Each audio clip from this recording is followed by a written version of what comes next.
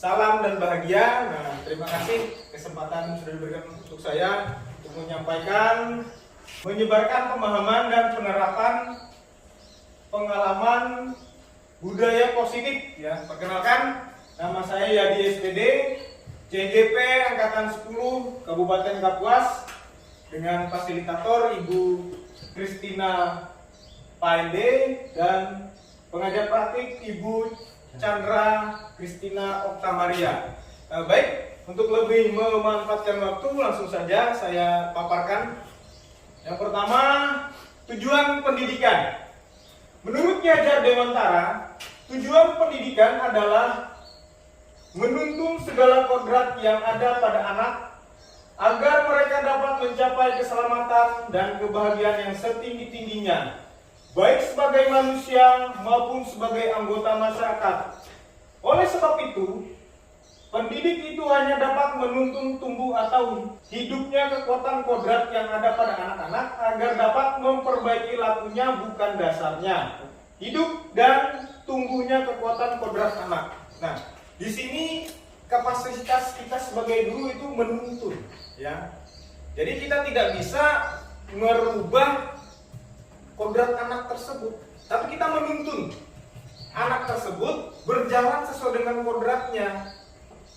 Nah, itu yang harus kita pahami Bapak Ibu ya. Baik, berikutnya budaya positif. Nah, ini budaya positif ya, budaya yang harus nanti kita terapkan di sekolah. Nah, sini saya paparkan budaya positif itu di sekolah yaitu nilai dan kebiasaan di sekolah yang berpihak kepada murid agar mereka dapat berkembang menjadi pribadi yang kritis, penuh hormat dan bertanggung jawab sesuai dengan profil pelajar Pancasila. Nah, di sini ada beberapa gambar budaya positif. Ya, budaya positif ini sebetulnya pernah secara tidak langsung kita terapkan atau secara tidak kita ketahui sudah kita terapkan di sekolah.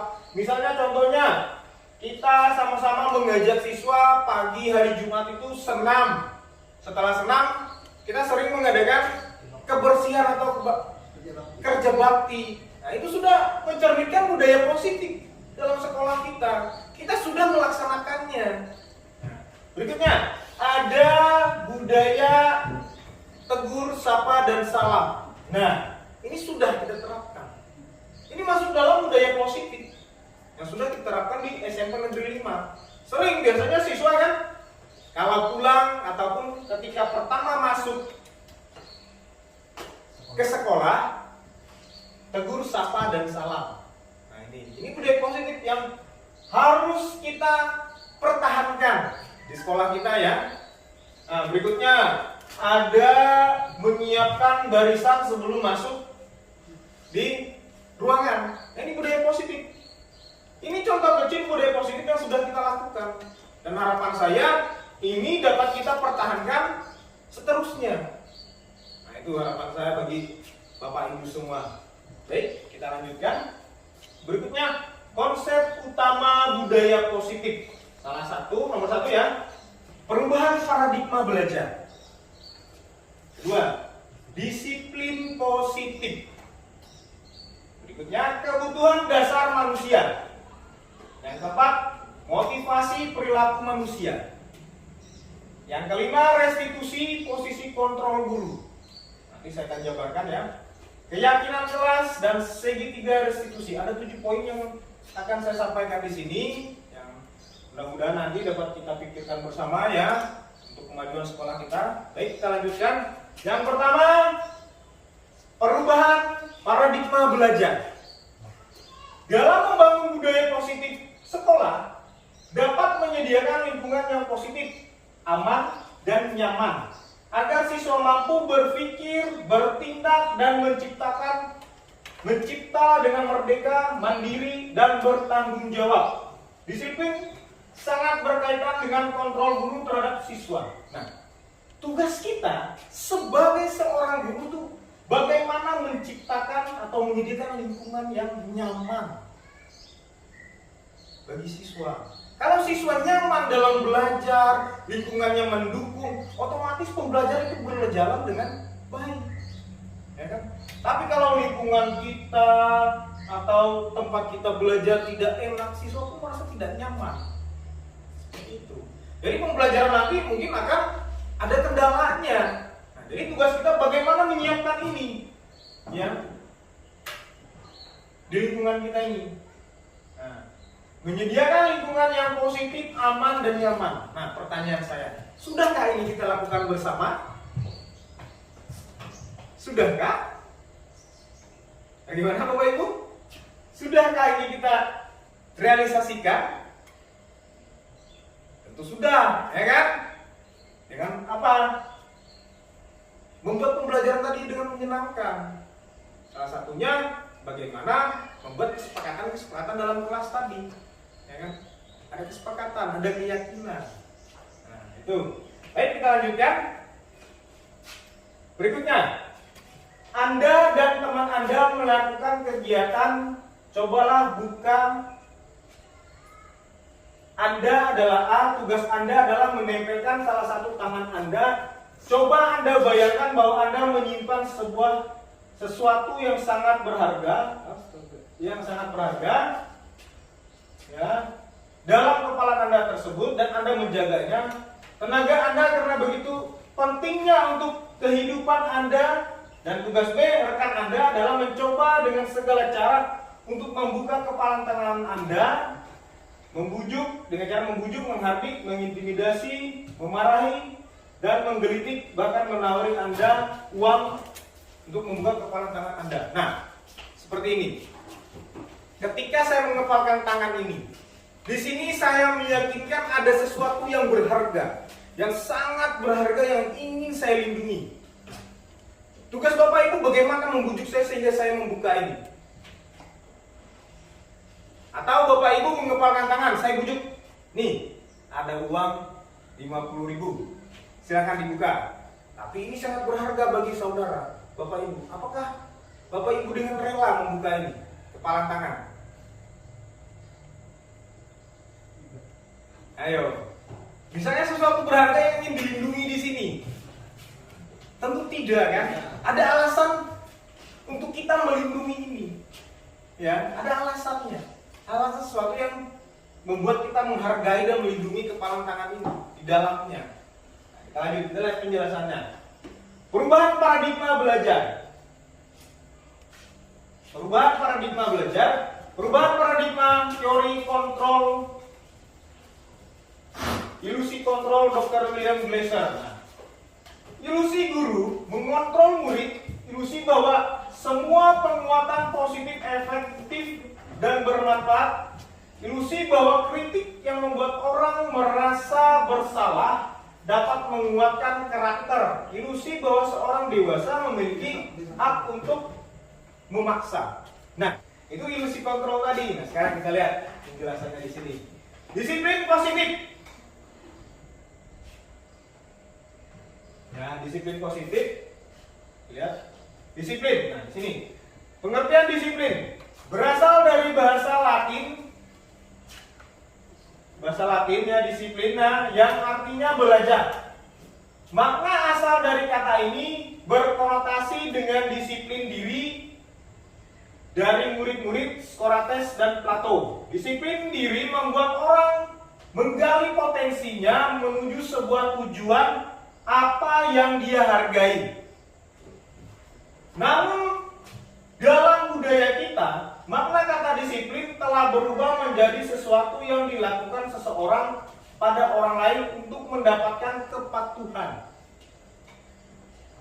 Kecenderungannya umum adalah menghubungkan kata disiplin dengan ketidaknyamanan, bukan dengan apa yang kita hargai atau pencapaian sesuatu dengan tujuan mulia. Nah, sekarang saya bertanya. Di sini ya Bapak Ibu, apakah benar kata disiplin ini lebih mengarah ke berubah sesuatu yang dilakukan orang lain? Nah ini. Namun dalam budaya kita, makna kata disiplin telah berubah menjadi sesuatu yang dilakukan oleh orang lain kepada orang lain untuk mendapatkan kepatuhan. Apa betul? Nah, disiplin adalah kemampuan memerintah diri sendiri dalam mengontrol dan menguasai diri untuk memilih tindakan yang mengacu pada nilai-nilai yang kita hargai dengan penuh tanggung jawab tanpa terperintah orang lain. Ya, itu. Nilai-nilai yang kita hargai adalah nilai kebajikan, sifat positif manusia yang merupakan tujuan mulia yang ingin dicapai setiap individu, yaitu nilai-nilai profil pelajar Pancasila. Nah, kata disiplin di sini lebih mengacu ke pribadi, ya, mengacu ke pribadi kita sendiri. Bagaimana mengamalkan disiplin itu dan nilai-nilainya. Berbeda dengan peraturan tadi yang dibuat untuk dipatuhi. Berbeda dengan disiplin. Ya. Disiplin adalah kemampuan memerintah diri sendiri dalam mengontrol dan menguasai diri. Nah, di sini konteksnya pada kepribadian kita dalam bersikap. Nah, contohnya apa saja, Bapak Ibu? Disiplin kita sebagai guru. Betul sekali. Datang tepat waktu. Nah, sekarang dari anak-anak saya di sana, apa contoh disiplin yang pernah Anda terapkan pada diri? Silakan, Yesa. Mengumpulkan tugas tepat waktu. Kumpul tugas tepat waktu. Ada lagi yang lain? Yuk. Disiplin dalam diri yang ditanamkan. Misalnya bangun pagi. Oh, saya bangun pagi. Nah, itu disiplin. Bagaimana mendisiplinkan diri, manajemen diri, ya, itu disiplin kita. Jadi tanpa campur tangan orang lain, kita sudah berdisiplin diri. Ada lagi contohnya? Yesa? Ayo? Ada? Tidak terlambat di sekolah. Tidak terlambat datang sekolah. Ya, boleh masuk ke disiplin diri di situ ya. Oke, itu sudah kita pahami bersama. Baik, kita lanjutkan. Nah, di sini masuk ke poin berikutnya, kebutuhan dasar manusia. Realitas kebutuhan setiap orang berbeda, betul kan? Mesti berbeda kebutuhan kita. Ya. Kita harus berusaha memahami pandangan orang lain tentang dunia. Setiap orang memiliki gambaran yang berbeda. Di sini, kebutuhan bertahan hidup atau survival itu manusiawi. Kita butuh itu, bertahan hidup, ya kan? Seperti misalnya bertahan hidup, memenuhi kebutuhan hidup, misalnya dengan cara bekerja, mencari uang, tuh memenuhi kebutuhan hidup. Nah, ini masuk dalam survival kebutuhan hidup. Kebutuhan berikutnya ada yang namanya cinta kasih, ya, diterima. Ada kebutuhan ini, saling menyayangi, rasa ingin diterima. Biasanya dalam pembelajaran ada itu ya. Masuk ke penguasaan. Tentu, oh, saya ingin jadi murid yang pandai di kelas ini. Itu masuk dalam penguasaan di sini. Berikutnya, kebebasan. Ada kan? Besok saya ingin liburan. Nah, itu kebebasan. Saya ingin menikmati. Oh, saya ingin pergi mancing. Itu kebutuhan kebebasan. Berikutnya ada kesenangan. Ya, saya suka shopping. Saya suka belanja-belanja, itu kesenangan. Ini kebutuhan yang semua orang miliki, yang harus ada. Ya kan? Nah, kalau ini kita kaitkan di kelas bagaimana? Misalnya kebutuhan bertahan ini. Ayo, ada yang bisa kasihkan contoh kebutuhan bertahan ini? Dengan Pak Wino, satu survival ini dalam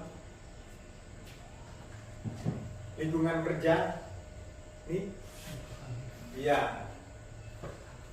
Jadi guru kan bekerja kan, untuk memenuhi sandang, pangan, papan, ya kan? Nah itu. Nah, kalau kebutuhan cinta kasih diterima ini dalam pekerjaan bagaimana? Rasa diterima. Oh, saya bisa IT. Nah, tepat sekali satu. Dihargai oleh murid bahwa ini guru. Nah, ini guru PJO, ini guru yang ya kan? Penguasaan. Contohnya, bagaimana Ibu Rila? Saya kasihkan contoh dalam lingkungan kerja penguasaan ini. Penguasaan materi yang diajarkan Bisa. Oh, saya mampu memberikan ini, oh, saya mampu menjadi teladan. Penguasaan. Ya. Nah, itu contohnya yang kita kaitkan kelima kebutuhan dasar manusia ini dalam lingkungan kerja. Ya. Lanjut. Nah, kelihatannya, S-nya terpisah nih. Kasus pertama, di sini ada Ibu Rila, guru kelas 6 SD, Permai sedang bingung menghadapi ulah salah satu. Nah, sekarang kita suguhkan sebuah kasus ya. Jelas ya Bapak Ibu, bisa dilihat ya. Nah, di sini ada kasus ya. Kasus pertama, Ibu Rila, guru kelas 6 SD guru kelas 6 di SD Permai sedang bingung menghadapi ulah salah satu murid di kelas bernama Udin. Beberapa anak telah datang dan mengeluh Udin yang seringkali meminta bekal makan siang mereka dengan paksa. Jika Anda menghadapi situasi seperti Ibu Rila, apa yang akan Anda lakukan? Menurut Anda, kira-kira apa alasan Udin melakukan hal tersebut? Nah, kelihatannya jelas. Nah, jadi pertanyaannya ya, si Udin ini ya, si Ibu Rila ini guru dari kelas 6 SD ya, dia mendapati sebuah murid bernama Anak Udin yang beberapa kali minta bekal temannya di kelas. Nah, pertanyaannya, jika Anda sebagai Ibu Rila, apa yang Anda lakukan dengan Udin? Silakan, Pak Wino, jika Anda sebagai Ibu Rila, bagaimana mendapati kasus anak SD yang bernama Udin ini sering minta bekal dengan temannya? Apakah bagaimana? Apakah langsung dimarahi kah? Ditegur kah? Dipukul kah? Atau bagaimana? Silakan. Diberi bimbingan, Pak. Diberi bimbingan. Oh, Ibu Rila sendiri. Tanpa kekerasan. Nah, tepat sekali. Diberi bimbingan tanpa kekerasan. Apa lagi? Ibu Rila? Diteliti atau dicari akar permasalahannya. Boleh. Ibu Nike, bagaimana Bu? Jika di posisi sebagai Ibu Nike mendapati murid yang seperti itu di kelas, sering tiap hari minta, bagaimana solusi Ibu mengatasinya? Ya tentunya mencari tahu dulu. Mencari Ya. tahu dulu, mengidentifikasi. Tentunya saya juga akan Memberi arahan atau mencari jalan keluarnya Bu ya. ada tindakan juga. Iya, ada tindakan. Oke, nanti kita sama simpulkan lagi. Pak William, bagaimana Pak? Sama? Kalau menurut saya, Ya. guru itu harus menegur muridnya, Menegur muridnya agar tidak melakukan perbuatan itu.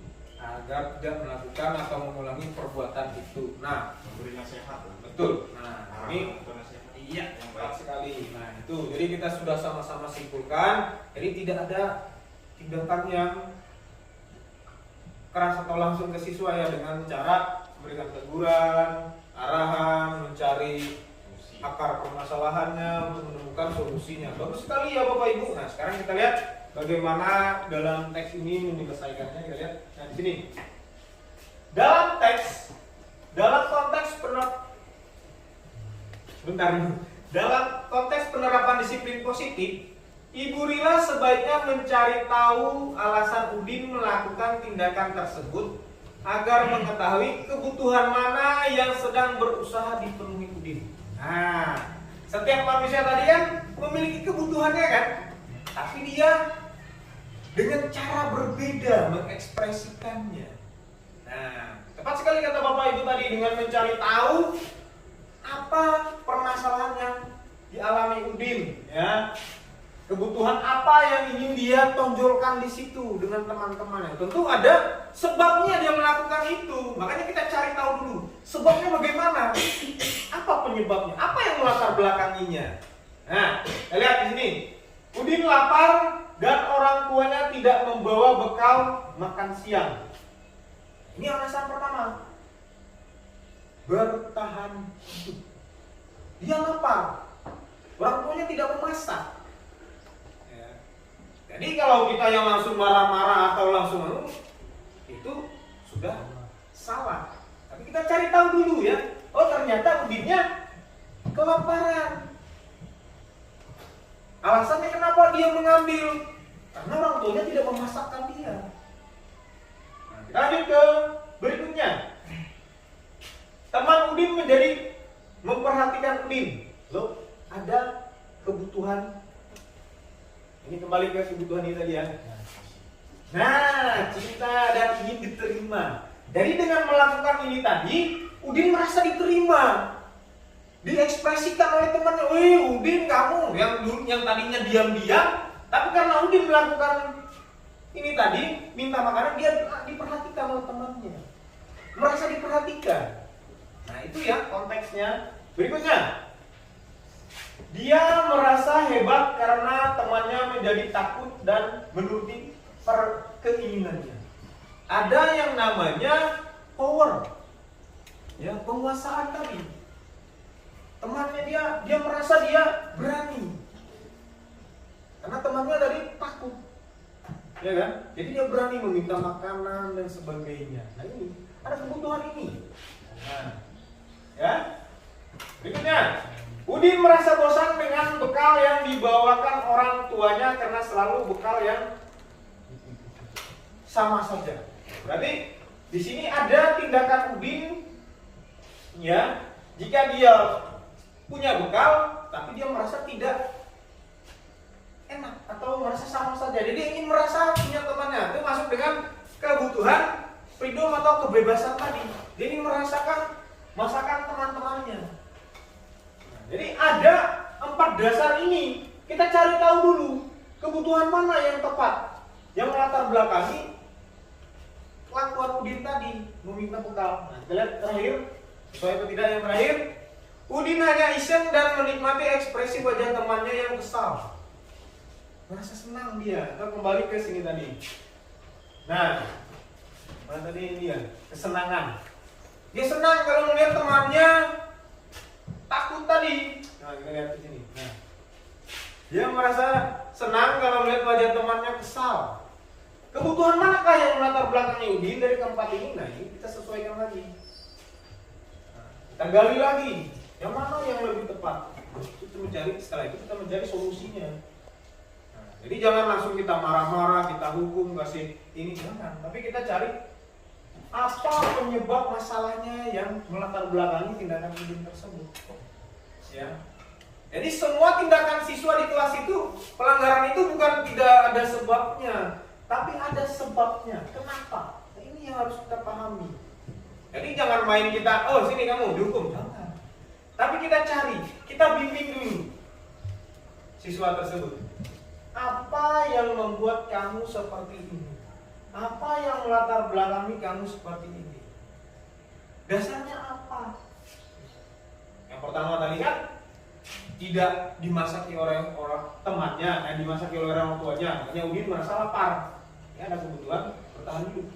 Nah, seperti itu kita kalau mengatasi permasalahan yang menyangkut dengan peserta didik. Jadi jangan kita main ambil kesimpulan tanpa kita tahu apa penyebabnya anak tersebut melakukan pelanggaran. Itu. Nah, baik. Sudah jelas ya dari 4 kebutuhan ini Bapak Ibu. Nah, ini kebutuhan yang menjadi dasar kenapa peserta didik itu membuat sebuah kesalahan atau melanggar peraturan atau melanggar aturan ya. Baik, kita lanjutkan. Nah, di sini ada hukuman dan sanksi konsekuensi. Nah, ini ada sebuah kasus juga. Saya bacakan. Ini agak kurang jelas, saya kita bacakan Bapak Ibu. Iva kurang menguasai pelajaran matematika, sehingga pada saat pelajaran tersebut berlangsung, dia lebih banyak berdiam diri atau menggambar di buku pelajarannya. Pada saat guru matematika Pak Seno menanyakan pertanyaan, Ipa menjadi gugup dan tidak sengaja menjatuhkan tasnya dari kursi serta terbata-bata menjadi gagap pada saat berupaya menjawab. Seluruh kelas pun tertawa melihat perilaku Ipa yang bicara tergagap dan terkejut tersebut. Pak Seno pada saat itu membiarkan teman-teman Ipa menertawakan Iva yang tergagap dan malu dan malah minta IPA untuk maju ke depan dan berdiri di depan kelas. Semua anak gaduh dan anak-anak pun tertawa dan melihat IPA di depan kelas memegang ujung hidungnya. Nah, itu kasus ya, ada kasus di kelas. Si IPA terkejut ketika dipanggil oleh Pak Seno menjawab soal matematika. Dia gugup gagap gigit. Ya. Nah, di sini Pak Seno malah membiarkan teman-teman IPA menertawakan IPA. Dan malahan Pak Seno menyuruh IPA ke depan untuk berdiri sambil memegang hidungnya. Nah, pertanyaannya, apakah Anda setuju dengan tindakan Pak Seno terhadap IPA? Mengapa? Nah, ini pertanyaan ke Bapak Ibu. Apakah setuju dengan tindakan Pak Seno tersebut yang menghukum IPA ke depan dan malah membiarkan teman-temannya menertawakan? Ini saya minta No. tidak setuju. Yang lain Tidak setuju. tidak setuju. Alasannya? Alasannya gini Pak. Ya, silakan Pak Nando. Si anu ini kan si IPA ini Ya. kurang memperhatikan terus. Iya. Bapak itu menyuruh dia untuk maju untuk mengerjakan soal, sedangkan dia kan dari awal memang tidak memperhatikan. Bahkan dia dipermalukan, otomatis dia kan semakin kurang Betul. Iya. kurang gairahnya Kurang untuk- percaya diri. kurang percaya diri untuk Iya. mengerjakan soal itu Pak. Iya. Karena dia dipermalukan di Depan kelas. Iya, di depan kelas. kelas oleh teman-temannya. Oke, bagus jawabannya ya. Betul. Nah, tindakan Pak Seno di sini tidak dibenarkan. Kenapa? Permalukan. Dia malah mempermalukan muridnya. Yang seharusnya guru tersebut harus mendukung muridnya, ya kan? Ini malah tidak, dia malah menjatuhkan dan malah memberikan sanksi. Nah, itu tidak dibenarkan. Tujuan kita sebagai guru bagaimana mengatasi peserta didik kita ini biar lebih semangat lagi, bukan malah menjatuhkan mentalnya.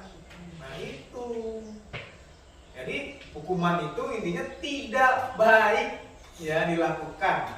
Nah, baik, lanjut ke berikutnya.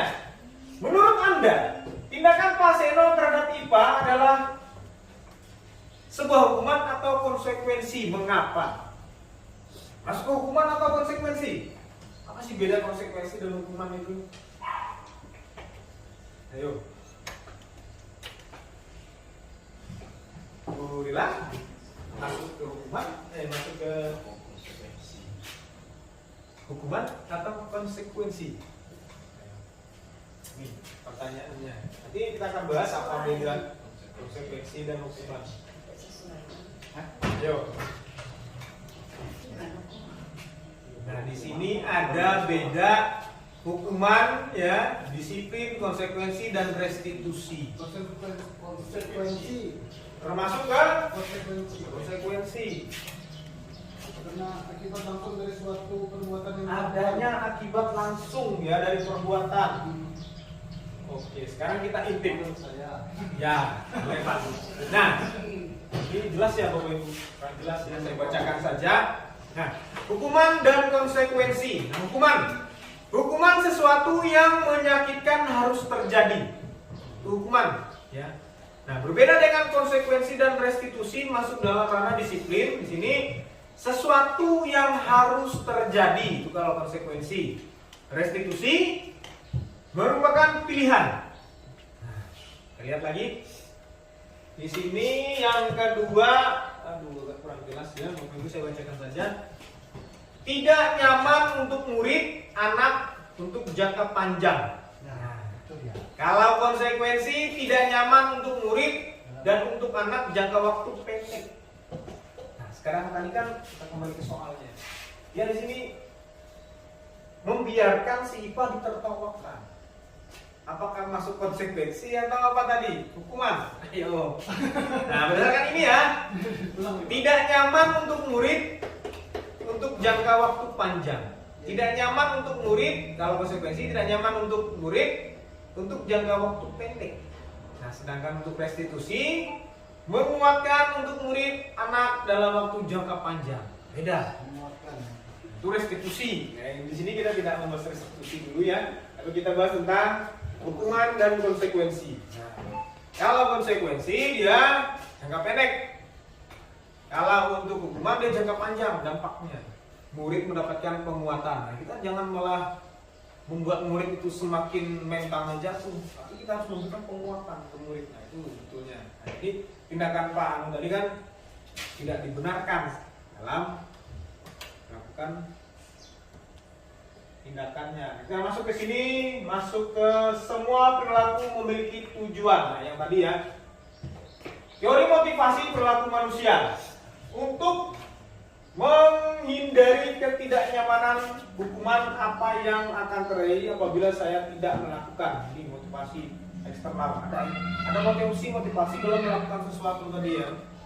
Kita bacakan ini kurang jelas. Yang kedua, mendapatkan imbalan dari orang lain, institusi apa yang akan saya dapatkan apabila saya melakukannya. Itu motivasi eksternal ya.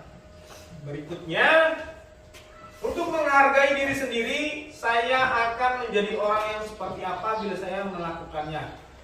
Motivasi internal, tujuan disiplin positif. Nah, ada ketiga ini teori motivasi yang harus kita pahami juga. Kenapa siswa bisa melakukan hal tersebut? Pahami teori-teori motivasi apa saja yang melatar belakangi tindakan mereka. Baik, kita lanjutkan. Nah, ini.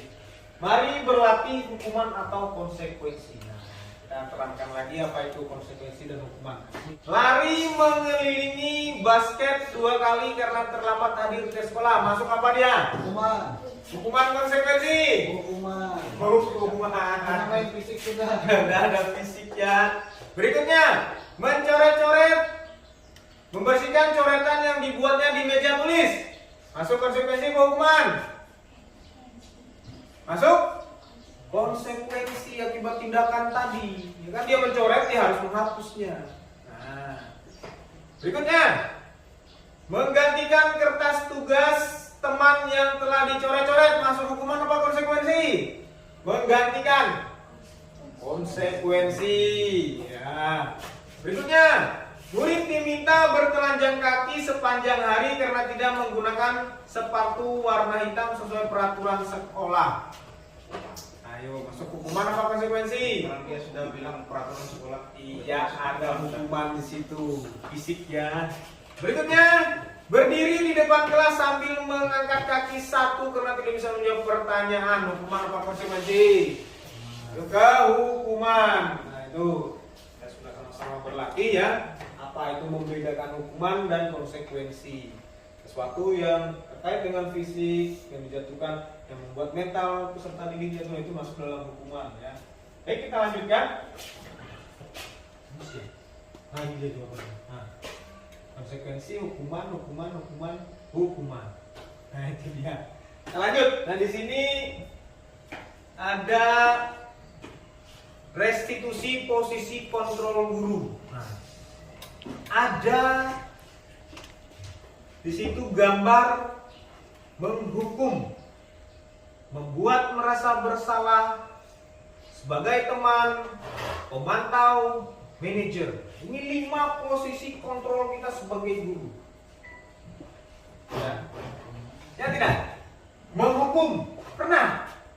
Pernah. Membuat merasa bersalah.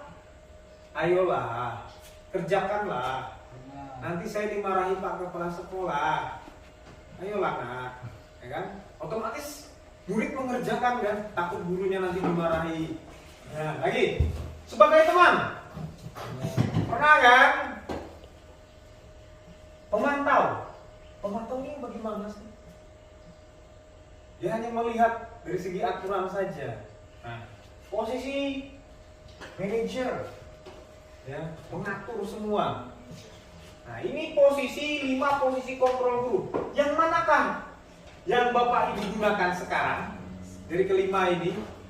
Silakan. Pak Kristolendi, yang mana biasanya Bapak gunakan?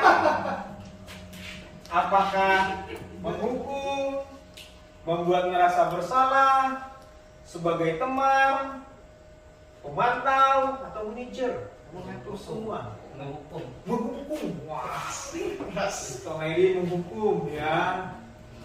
Pak Wino, yang mana Pak Win? Yang tadi digunakan, yang di posisi mana sekarang ini? Itu aja. Teman Pak dengan pemantau. Sebagai teman dengan pemantau. Oke, Ibu Rila, posisi Anda sekarang bagaimana perasaannya? Di mana ini dari kelima ini? Posisi kontrol guru ini. Tidak ada yang dipakai. Ayo. Yang mana Ibu Rila? Sebagai teman. Ibu Nike Pemantau. sebagai pemantau. Pak Willem Menurut saya sebagai teman dan sebagai manajer. sebagai teman dan manajer. Guru itu sebagai manajer juga. Nah, lebih tepatnya itu sebetulnya kita ini di posisi sini. Tuh, sebagai manajer. Nah, ini kita jelaskan ya, kita lihat next berikutnya. Nah, pertanyaan posisi kontrol guru. Pertanyaan jelas ya Bapak Ibu? Pertanyaan siapa yang mengatakan saya kecewa dengan kamu, buat orang merasa bersalah. Kamu tidak pernah benar melakukannya. Dia menghukum di sini. Ini kalimat-kalimat yang digunakan. Kenapa seperti ini? Nah, itu mencerminkan posisi kita sebagai guru. Apakah kamu ayolah lakukan demi ibu atau bapak? Ini sebagai teman. Ya. Apakah kamu mau mendapatkan stiker bintang hari ini? Pemantau. Bagaimana kamu bisa menyelesaikan masalah ini? Nah, ini sebagai manajer. Nah, ini posisi kontrol yang sebetulnya harus kita pahami, kita kuasai. Karena kita di sini tugasnya tidak menghakimi, ya, tetapi meminta bagaimana siswa bisa memahami kesalahannya dan dia bisa memperbaiki diri. Itu sebetulnya. Jadi mulai kita sekarang belajar sebagai manajer, orang yang mengatur, ya, baik di kelas, ya, itu posisi kontrol guru harus kita pahami. Posisi ini yang paling sempurna. Dan untuk menghukum ini sudah saatnya kita tinggalkan, karena tidak baik bagi peserta didik. Ya. Nah, jadi kita belajar bagaimana menjadi seorang guru, posisinya sebagai manajer di sini. Nah, itu harapan saya juga bagi teman-teman, ya. Kita merubah pola kita. Jadi seorang manajer dalam sekolah, bagaimana manajemen siswa kita, bagaimana menindaklanjuti apa itu permasalahan di sekolah kita bisa atasi. Ya. Baik, kita lanjutkan lagi. Nah, ada kasus 2, saya bacakan saja karena kebanyakan ini. Anton dan Dino sedang bermain bersama di lapangan basket dan tiba-tiba terlibat dalam sebuah pertengkaran adu mulut. Dino pun menjadi emosi dan mengadakan kontak fisik, menarik ke meja Anton dengan kasar sampai 3 kancing baju terlepas. Pada saat itu, guru piket langsung melerai mereka dan membawa mereka ke ruang kepala sekolah. Ibu Suti sebagai kepala sekolah berupaya menenangkan keduanya, terutama Dino. Dino, sepertinya kamu saat ini sedang marah sekali. Mendengar kata itu, Dino pun mengalir bercerita tentang kesalahan hatinya. Ibu Suti pun melanjutkan bahwa membuat kesalahan adalah hal yang manusiawi dan bahwa mempertahankan diri adalah hal yang penting. Namun meminta Dino memikirkan cara lain yang mungkin lebih efektif, karena saat Dino berada di ruang kepala sekolah, Ibu Siti melanjutkan bertanya tentang keyakinan sekolah yang disepakati, serta apakah Dino bersedia memperbaiki kesalahan yang telah dilakukan terhadap Anto. Dino pun akhirnya perlahan mengangguk. Kemudian Ibu Suti balik bertanya kepada Anto, hal apa yang bisa dilakukan Dino untuk memperbaiki masalah? Anto menjawab, saya perlu kancing saya diperbaiki, Bu. Ibu saya yang sangat marah kalau melihat kancing baju saya sampai copot 3 kancing begini. Ibu Suti pun kembali bertanya kepada Dino apakah yang akan dilakukan untuk menggantikan kancing Anto yang terlepas. Nah, di sini ada sebuah kasus ya, perkelahian dua orang siswa, ya, entah itu apa masalahnya. Nah, di sini ada yang dinamakan segitiga restitusi, ya. Kita lihat di sini. Nah, ini banyak kasus-kasus. Ini kita lanjutkan saja. Nah, ini keyakinan. Nah, kembali ke kasus ini tadi. Nah, ada segitiga restitusi yang diterapkan di sini ya. Yang pertama, coba kita lihat.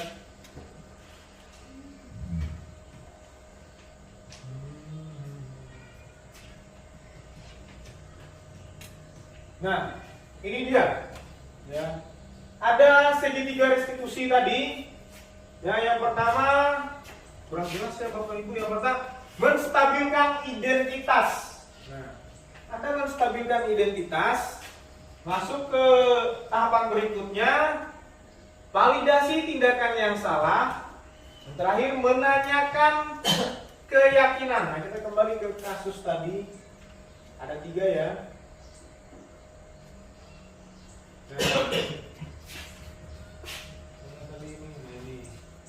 Nah, apakah guru di sini sudah menjalankan segitiga restitusi tadi? Ini segitiganya. Saya bacakan kembali.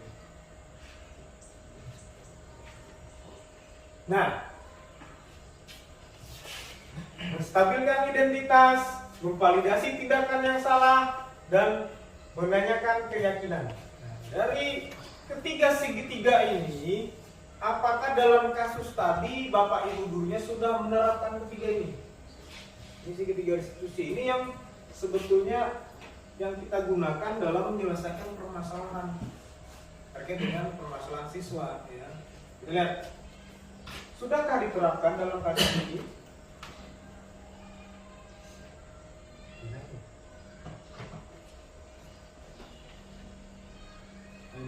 Nah, di sini Bapak gurunya sudah menerapkan segitiga tersebut. Nah, kenapa? Kita lihat dari sini. Nah, di sini sepertinya kamu sangat marah sekali. Nah, di sini ada yang namanya, menstabilkan identitas. Ada menstabilkan identitas dengan gurunya bertanya, kamu sangat marah sekali, sangat ini. Nah, itu menstabilkan identitas ya. Nah, masuk berikutnya. Setelah menstabilkan identitas, ada yang namanya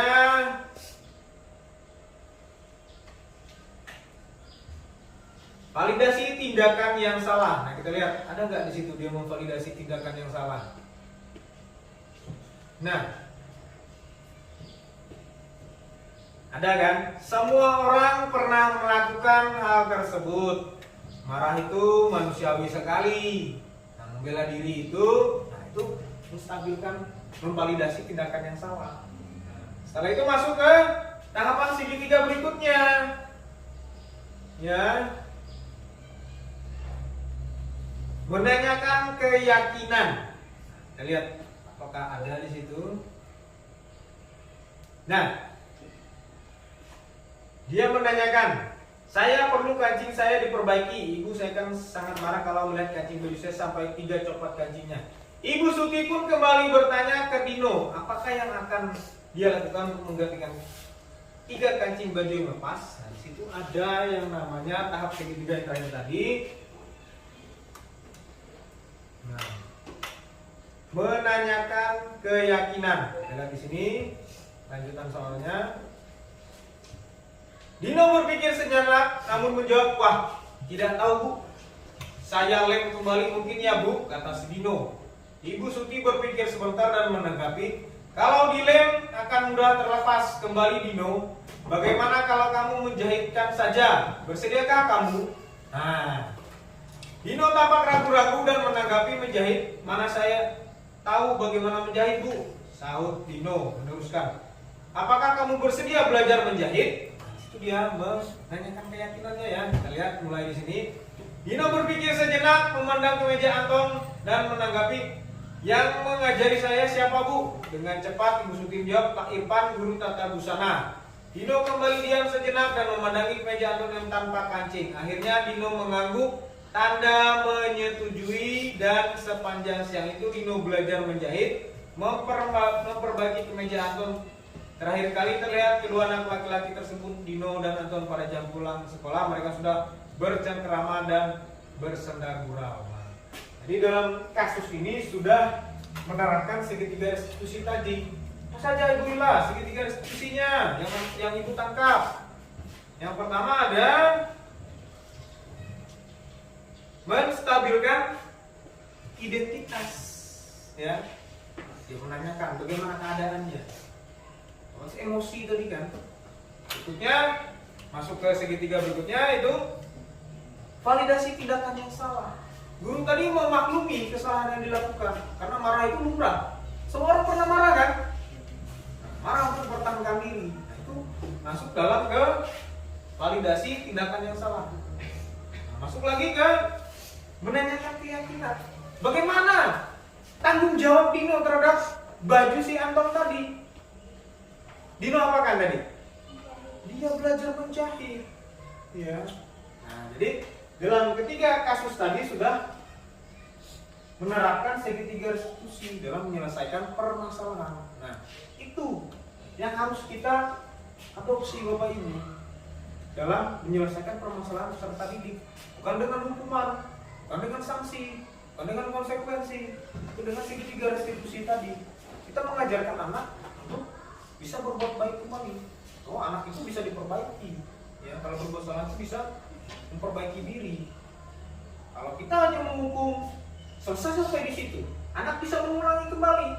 Tapi kalau kita melaksanakan segitiga restitusi, kita mengajarkan anak bagaimana cara bertanggung jawab dan memperbaiki dirinya sehingga dia tidak mengulangi lagi kesalahannya. Nah itu, ya. Jadi segitiga restitusi ini sangat bermanfaat kita terapkan dalam pembelajaran kita. Bagaimana cara kita mendidik, ya, bagaimana cara kita menyelesaikan permasalahan dengan anak didik kita. Nah, itu.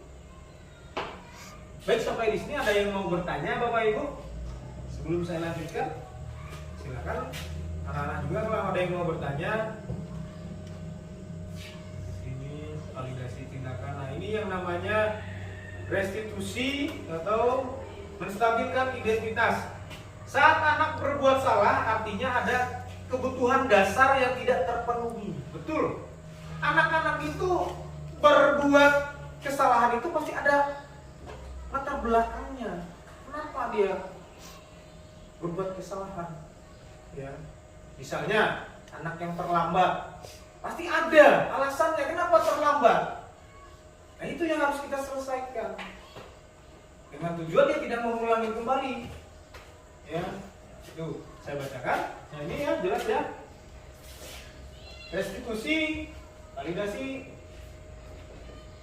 menstabilkan identitas. Nah, ini agak sedikit. Kalau di kampanye bagus, tapi kalau ketika masuk ke PPT-nya tertimpa kelihatannya. Jadi mohon maaf ya Bapak Ibu. Baik, saya bacakan saja. Saat anak berbuat salah, artinya ada kebutuhan dasar yang tidak terpenuhi bagi mereka.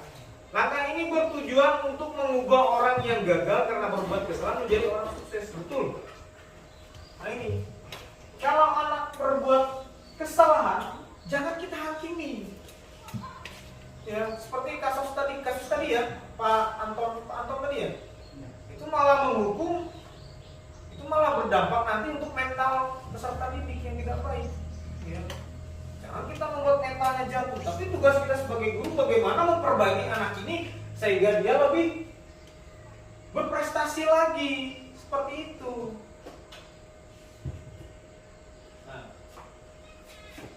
Nah ini kalimat-kalimatnya. Berbuat salah tidak apa-apa. Tidak ada manusia yang sempurna. Saya juga pernah melakukan kesalahan seperti itu. Betul. Nah, ini kalimat dalam memvalidasi, menstabilkan identitas. Kalimat yang digunakan. Nah, lanjut. Validasi tindakan yang salah. Nah ini ada pertanyaan, ada kalimat-kalimatnya. Kamu pasti punya alasan mengapa melakukan hal tersebut. Nah, ini biasanya sering digunakan dalam validasi tindakan yang salah. Ya. Kamu patut bangga pada dirimu sendiri karena kamu telah melindungi sesuatu yang penting buatmu. Nah, ini penggunaan kata-kata ini, validasi tindakan yang salah. Nah, jadi bagaimana cara kita berbicara, kita memvalidasi tindakan yang dilakukan siswa ketika dia membuat kesalahan. Good. Menanyakan keyakinan. Nah, ini yang terpenting dulu. Sudahkah kita sebagai guru membuat keyakinan kelas? Nah, jadi harapan saya nanti setelah kegiatan ini, setiap guru bisa membuat keyakinan kelas. Tahu gini saja. Saya tanyakan saja. Apakah Bapak Ibu punya keyakinan kelas di dalam kelas ketika mengajar? Saya tanya dari Pak William dulu. Biasanya dalam kelas itu pasti punya keyakinan ya Pak ya. Apa saja yang Bapak terapkan untuk siswa sebelum belajar itu? Nah, contoh kalau saya keyakinan kelas, pertama saya buat ini terus berlanjut untuk kelas 8, kelas 7, kelas 9. Misalnya ketika ingin bertanya, siswa mengacungkan jari. Satu. Yang kedua, ketika ingin ke kamar kecil, permisi, izin dengan guru yang bersangkutan. Itu keyakinan yang dibuat. Ya. Tidak makan di kelas. Tuh, keyakinan yang saya buat di kelas ya. Nah, kalau Pak William bagaimana? Apakah sudah membuat keyakinan kelas? Kalau saya sudah meyakinkan agar mereka dapat menerima pelajaran yang saya jelaskan, Ya. dan mereka bertanya tentang penjelasan yang saya jelaskan tentang prakarya.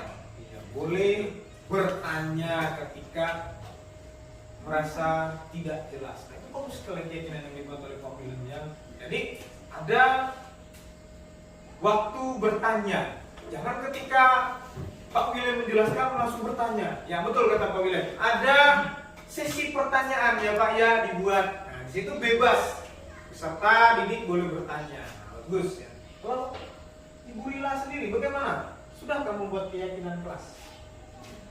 Apa saja Bu? Yang satu saja sebutkan kalau sudah membuat. Misalkan pelajaran yang minggu lalu Ya. saya tanyakan kembali apakah benar-benar sudah menyerapi pembelajaran. Sudah belajar seperti itu Bu ya. Bu Nika bagaimana Bu? Salah satunya yang disampaikan di awal Bapak. Iya. Kata Bapak, tidak boleh makan Iya, di kelas. betul. Kalau ke WC atau ke toilet Iya. minta izin, jadi nak sembarang keluar. Betul. Dan ketika guru Iya. menjelaskan ada perhatian. Iya betul. Jadi Jadi siswa. ketika ada soal Iya. bisa dijawab. Iya. Siswa tidak ribut ya ketika kita menjelaskan. Jadi ada sesi misalnya bertanya. Ketika guru sedang menjelaskan, ya siswa harus menyimak seperti itu. Jadi berarti kita sudah semua menerapkan disiplin, menerapkan keyakinan kelas, ya. Nah, jadi kita masuk di sini. Apa yang kita percaya sebagai kelas atau keluarga? Apa nilai-nilai umum yang kita telah sepakati? Nah, ini keyakinan kelas itu dari kesepakatan kita di kelas, ya. Seperti tadi kata Ibu Rike kan, jangan makan, harus izin kalau mau keluar, jangan ribut. Ketika kata Pak Nando, ketika guru menjelaskan, murid harus menyimak. Nah, itu bagus, itu kesepakatan yang dibuat ya. Nah, saya harap harus dijaga dan ditingkatkan lagi. Nah, itu biar tapi kesepakatan ya di kelas. Jadi pembelajaran nanti lebih terarah. Nah, baik, kita lanjutkan. Nah,